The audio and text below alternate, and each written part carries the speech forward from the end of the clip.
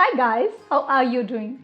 I am doing super good. I am doing amazing. In my previous video, we have discussed about Sweden's election.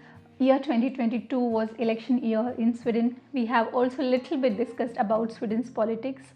The current right-wing bloc government have been quite vocal about its policies related to migration.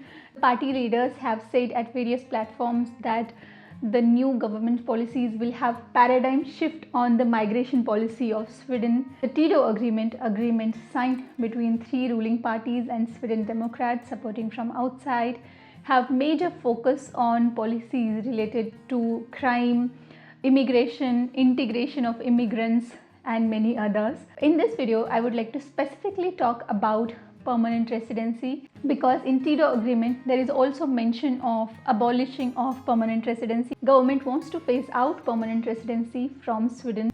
So in this video I would like to talk about what is a permanent residency, who are the eligible people who can apply, and also we will discuss about what will be the impact if government will actually phase out the permanent residency, and also we'll discuss about why government wants to phase out permanent residency from Sweden. And also in the end we will also briefly discuss about who are the people who can get affected if government will actually phase out the permanent residency. Is it the people with work visa? Is it the people with research visa? Or is it asylum seekers, or all of above, or all the foreigners? But for that piece of information, please stay tuned till the end.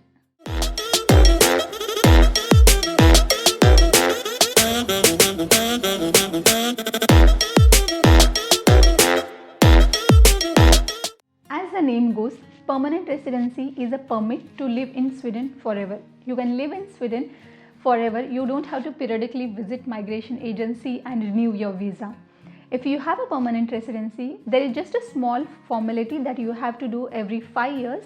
You just have to visit migration agency and give your biometrics and photo, and that's it. That you have to do every 5 years, but you can live in Sweden forever, for your lifetime. It's as good as having a citizenship, but you don't have voting rights or other citizen related rights. However, you can avail the social benefits. You can also apply for student loan. So having a permanent residency is kind of a security that you have. You're no more linked to your work visa or any other kind of visas to live in Sweden. You're no more bound by visa to live in Sweden once you have permanent residence. Now talking about the eligibility criteria, the first and foremost criteria is you should be living in Sweden for 4 years in last 7 years.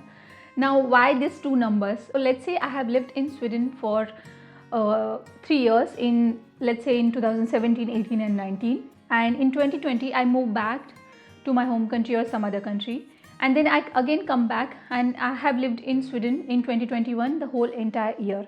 That means I have lived in Sweden for 4 complete years in last 7 years. You don't have to live in Sweden consecutively all 4 years. You can break that 4 years in last 7 years and you can count your total stay period, your total residency period in Sweden. Now second criteria is financial independence, but there is no fixed amount that if you're earning this much through your employment or through your self business, you will be eligible for permanent residency. There is no fixed amount. It depends on your liabilities, it depends on your dependencies and your asset. So government and migration agency will verify, will assess your earnings and your liabilities and your dependencies, and they will decide that are you financially independent adult or not. However, migration agency have mentioned a figure of 5157 per month, 5157 crowns per month for 2022 year, and that amount is for a single adult without including a housing rent. So apart from that, you should also have enough money to pay your housing expenses. Now this amount 5157 is for 2022, which is also not fixed. Again, it can vary based on your own liabilities. If you have to pay some loan or if you have some dependencies, then also it will vary. So there is no fixed financial amount that okay, if you're earning this much, you are financially independent.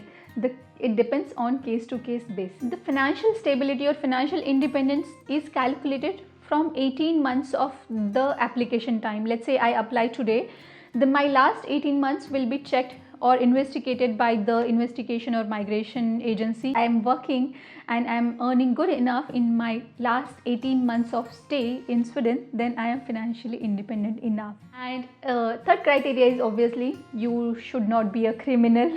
You should be living a very orderly life to have a PR.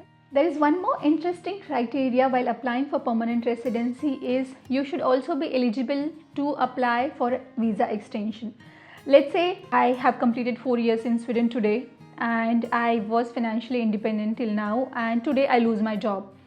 So that means I am no more eligible to apply for visa extension from today onwards, and then I am no more eligible to apply for PR as well.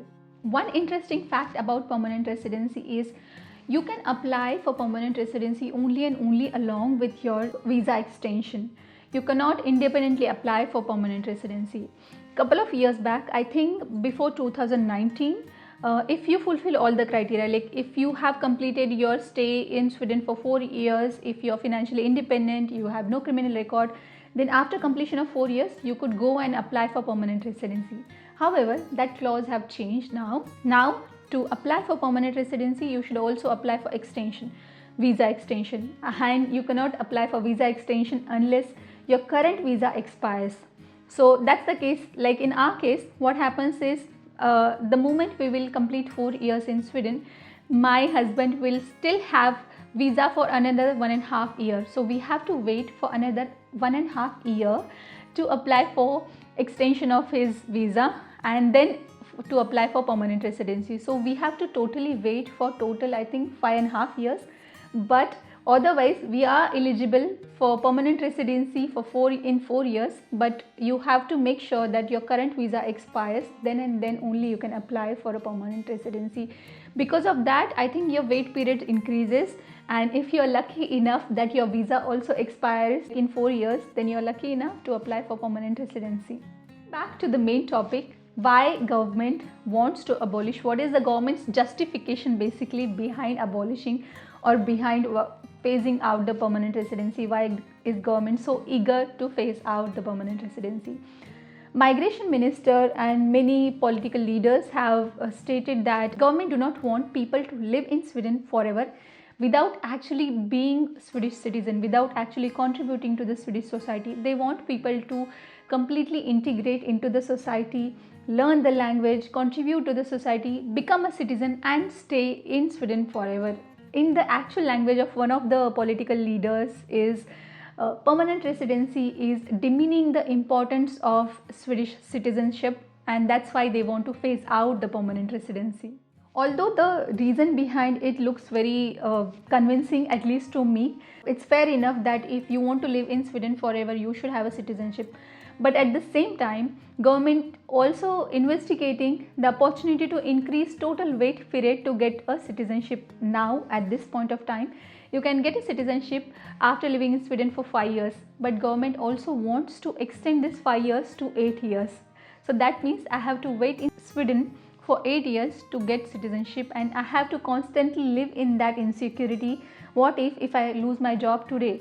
I might think about buying a house, I might think about buying a car. If I have a family, if I lose my job, I have to pack my bags and move back home, and which is a really uncertain situation for all the immigrants who are living in Sweden. To live in that insecurity for 8 long years is too much, I would say, because I will think twice before purchasing any asset, before doing any investment, or before moving my entire family from my home country or from any other country if I don't have any assurance, if I don't have any security that okay, I will not be kicked out from the country if I lose my job. And also I might lose my opportunity to switch jobs because I am visa dependent. If my current employer or if my future employer is not ready to pay for my visa, then I am not flexible enough and I might lose a good opportunity in my career. I think having a permanent residency is one of the way for security of a skilled employees or for a skilled workforce.